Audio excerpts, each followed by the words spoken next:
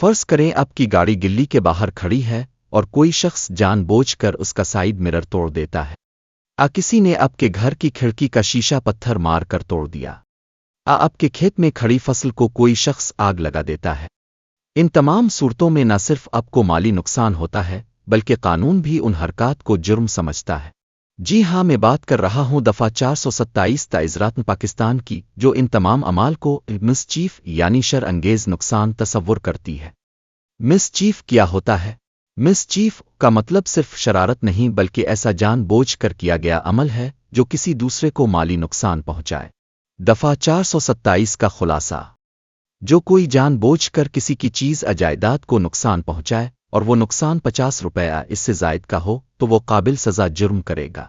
روزمرہ کی مثالیں: گاڑی کا شیشہ توڑنا، اگر شیشہ 500 روپے کا ہے تو دفعہ 427 لاگو ہوگی۔ دکان کے سائن بورڈ کو نقصان پہنچانا، پانی کے نل کے ٹی وی کوئی گھریلو چیز جان بوجھ کر خراب کر دینا، کسی کا موبائل زمین پر پھینک کر توڑ دینا، فصل میں جانور چھوڑ کر آگ لگا کر نقصان پہنچانا۔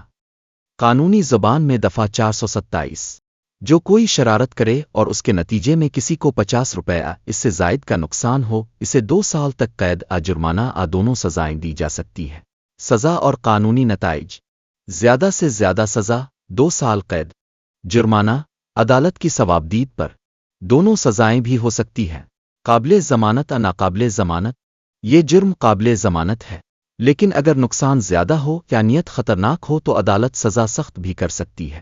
قانونی حوالہ: سپریم کورٹ نے واضح کیا کہ اگر ملزم کی نیت بدنیتی پر مبنی ہو اور نقصان ثابت ہو جائے تو دفعہ 427 مکمل طور پر لاگو ہوگی۔ تو یاد رکھیے، کسی کا نقصان کرنا صرف اخلاقی نہیں بلکہ قانونی جرم بھی ہے۔ اگر آپ کو کسی نے نقصان پہنچایا ہے اور وہ جان بوجھ کر تھا تو آپ قانون کی مدد لے سکتے ہیں۔ میں تھا آپ کے ساتھ راجہ عامر عباس ایڈوکیٹ، اور یہ تھا آج کا قانونی سبق۔ اگر آپ کو ویڈیو پسند آئی ہو تو لائک، سبسکرائب اور کمنٹ کرنا نہ بھولیے گا۔